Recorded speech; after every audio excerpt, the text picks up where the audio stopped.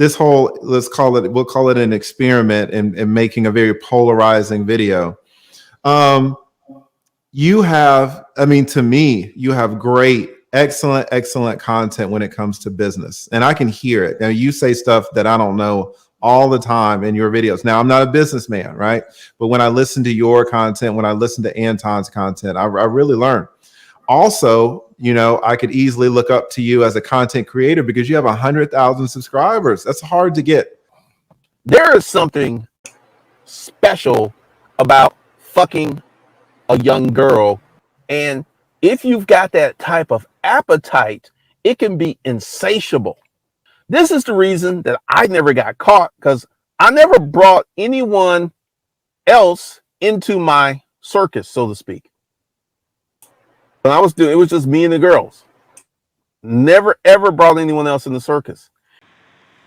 Federal law allows citizens to reproduce, distribute, or exhibit portions of copyrighted motion pictures, videotapes, or video discs under certain circumstances without authorization of the copyright holder.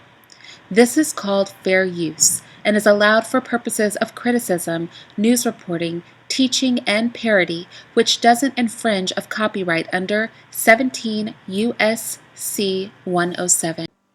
The following is a short excerpt of a 1-hour video that is now airing on my YouTube members page and Patreon.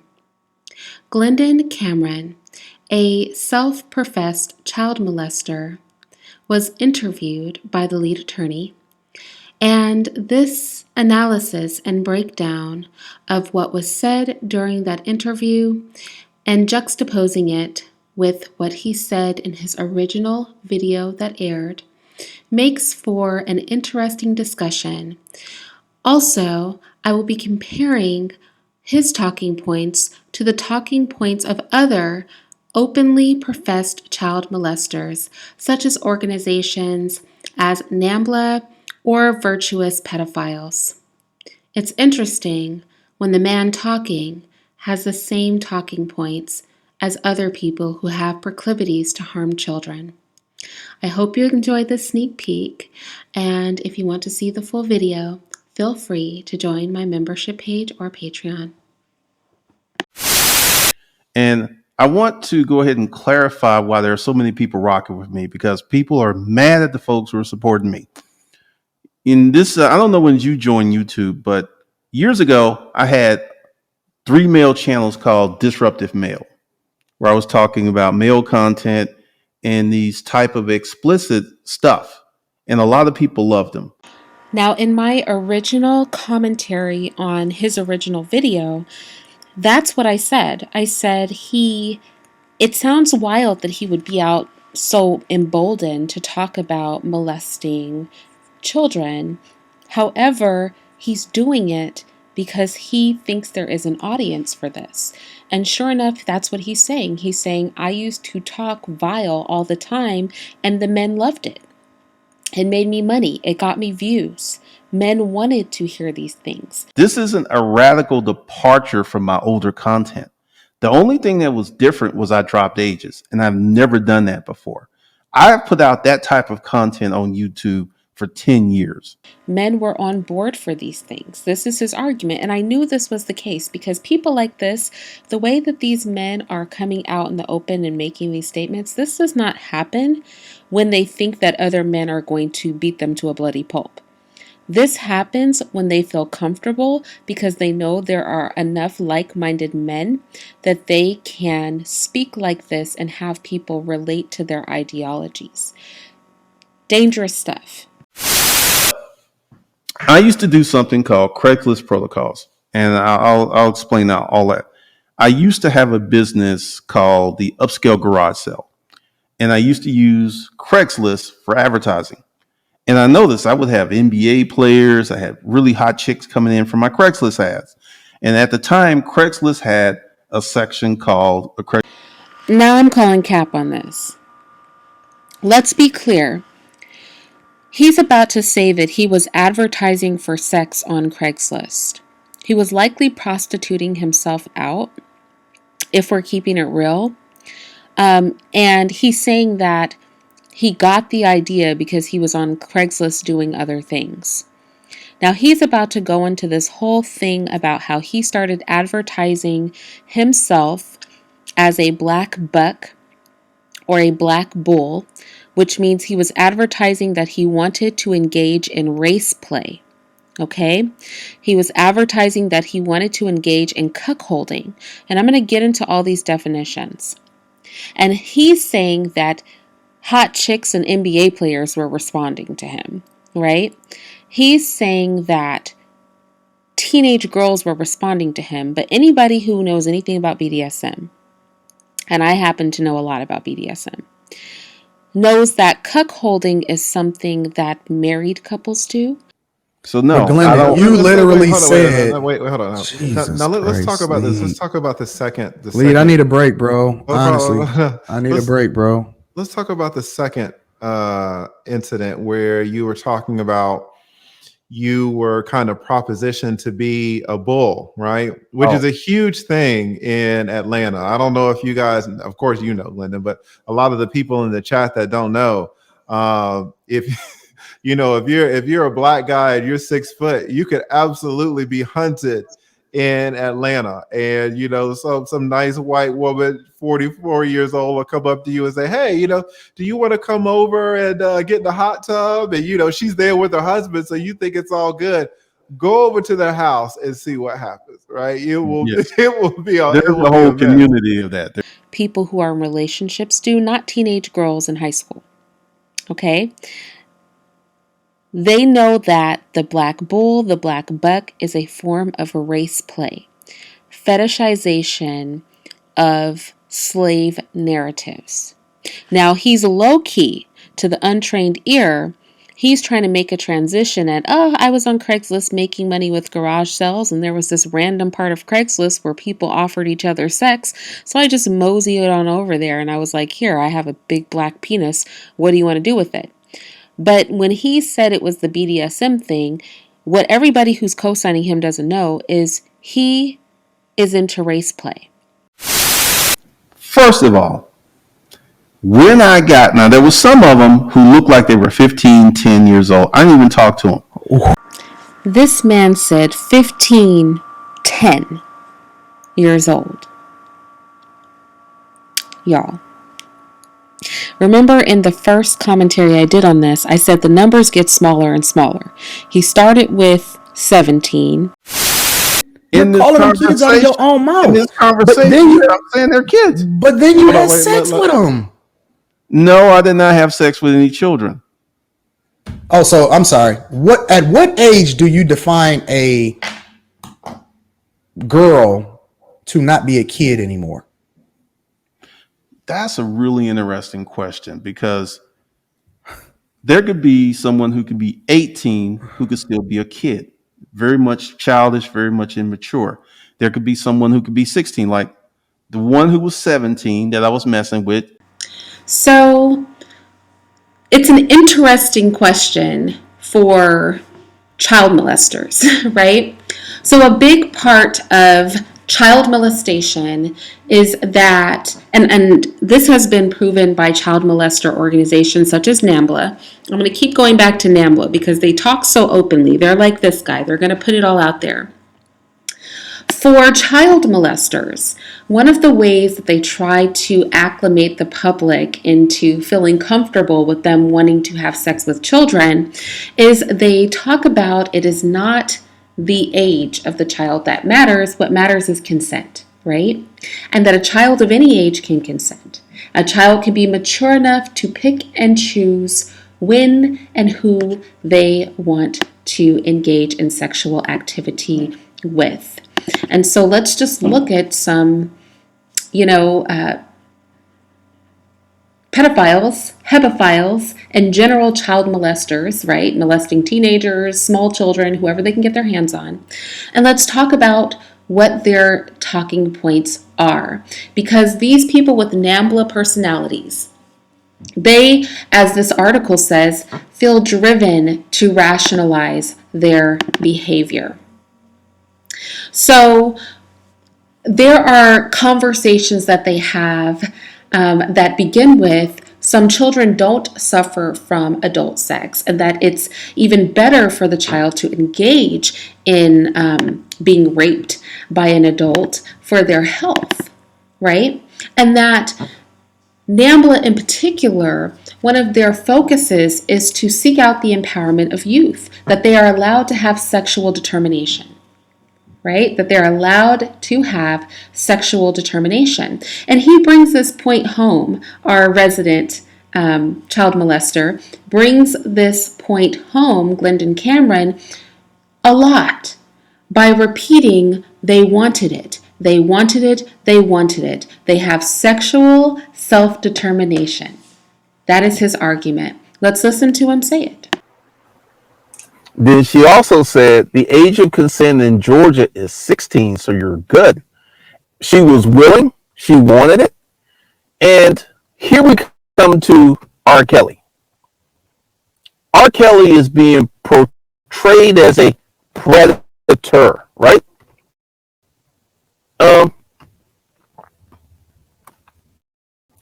Did he hold a gun to these women's heads? So I never forced anyone to do anything. I never took any advantage. I never lied to anyone. So yeah, my conscience is clear. I never forced myself on anyone, and I gave them options to leave, and they didn't leave. And she had a I didn't mess strong with that family girl. structure. I didn't mess But you with that said girl. that you knew she was 17 and you did research on her and you found out that she had a strong family structure because she was taking pictures with her parents, and that's one of the things that you decided that prompted you to leave her alone. That is predator. You're hunting. That is predator behavior, bro. That is So literally the definition of a predator. leaving her alone is a predator. I mean, I want you to But listen you to what only her left mouth. her alone because she had a strong father and mother in the picture with her. I feel that as a man, you have to know what you can get away with and what you can do and what you can't. And there was just certain chicks who would answer and they were tasty, they were beautiful. And I would just like, nope, not that one. That's the danger zone. That is the danger zone. That is the danger zone. That is the danger zone. And I never messed with those chicks. If a girl was young and she was halfway close to her parents, you could be looking at jail time, because what they're going to do, like when they're with you, they're going to fold, they're going to take the dick, they're going to do all this stuff. And when mom and dad start putting the heat on them, they're going to fold like a cheap sheet. And they're like, well, this is what we did. And the next thing you know, mom and dad are calling 911. And we can't have that. We can't have that. So you cannot be messing with girls who have intensive parental contact. You can't be messing with them. One of the big things that happened in that video was the lack of assignment of culpability to people for making decisions. And once again, I know y'all going to disagree with me, and I'm going to say it anyway. All 16, 17, and 18-year-olds are not the same. There are some that are very childish, really still immature, and there are some who are damn near predators. And one of the The things, children are predators. yes, some of them are. He is such a textbook child molester. So this is another tactic that they use. And as I was looking at a paper that was written on the M0le organization, this is something that they touched on a lot. See, a predator cannot be a victim. And it's interesting that he is definitely not a predator, and R. Kelly is not a predator because of consent from the child, but these children can prey upon him. And so this denial of the victim is predicated upon the issue of their consent. This takes us back to consent, right? They're predatory, they want it, they're sending me pictures, he said. All of them aren't the same. Some of these kids aren't innocent, is what he's saying. And removal of innocence is something that predators do a lot, that child molesters do a lot, because a child who is not innocent is no longer a child. A child who is not innocent cannot be preyed upon, cannot be raped, and therefore it's important for them to remove innocence.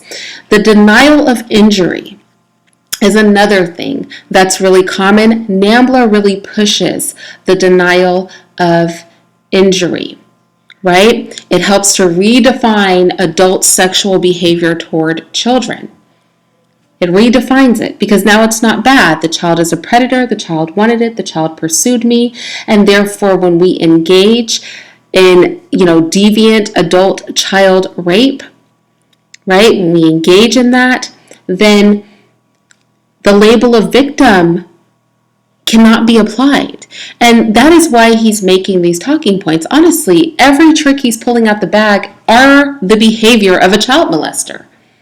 This man, I'm afraid to think how many children he has molested, and I'm going to tell you, I'm really scared to think about how young some of those children might really be. What about the fact you literally just gave a blueprint to predators? You gave the predator blueprint. Yo, if they got good parents, you want to stay away from them. All of this other stuff that you said, none of that matters. That wasn't a predator blueprint. And essentially, I conducted my fuckery in the safe zone.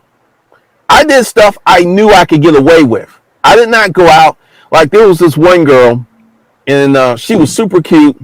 And then I did my research on her and saw her pictures of her with her mom and dad, which means her parents were very much involved in her life. And that right there would have been the danger zone. Because this is how it happens.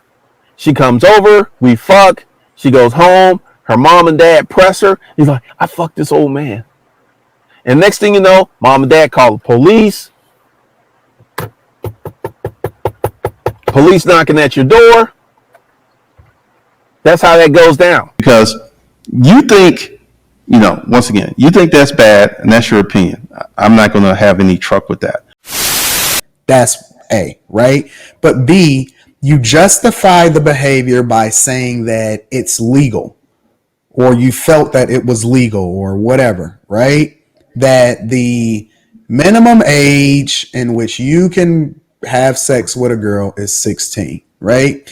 Do you base your decisions as to who it is, because you said you like young girls, who it is that you want to have sex with based off of what the law says and not necessarily based off of your own decisions as to how old or how young they should be?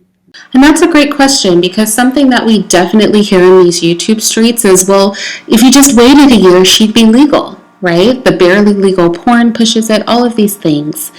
The reality is, if your morality is dictated by what the law will allow, a lot of things can be legal that are not right.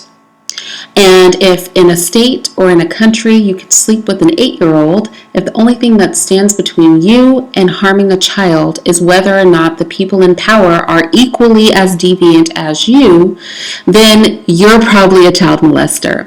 And this is really interesting because we have, pedophiles and people who want to engage in hebephilia, people who want to engage in just general child molestation, child abuse, having sex with children, teenagers, young children, babies, they want it all, right?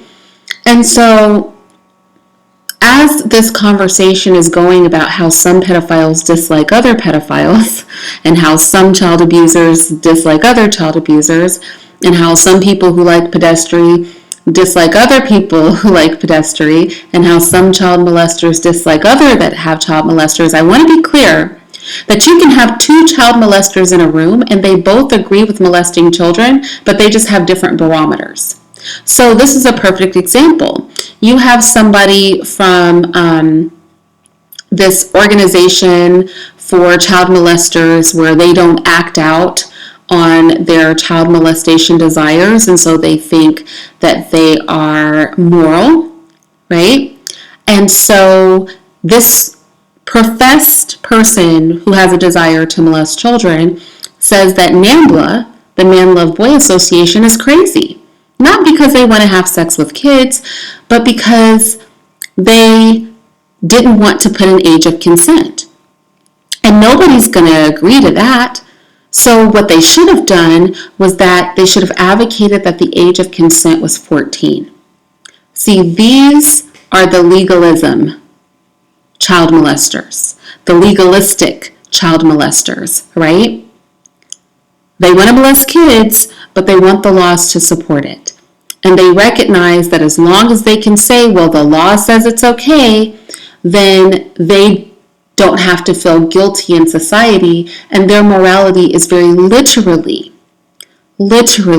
dependent upon what the law will allow. Look, I don't like the way the lead attorney handled this. Yeah, I don't. At the end of the day, the lead attorney said that he looks up to this sick-minded man because he has 100,000 subscribers. This whole, we'll call it an experiment in making a very polarizing video. You have, to me, you have great, excellent content when it comes to business. And I can hear it. Now, you say stuff that I don't know all the time in your videos. Now, I'm not a businessman, right? But when I listen to your content, when I listen to Anton's content, I really learn. Also, I could easily look up to you as a content creator because you have 100,000 subscribers. That's hard to get. There is something special about fucking a young girl. And if you've got that type of appetite, it can be insatiable.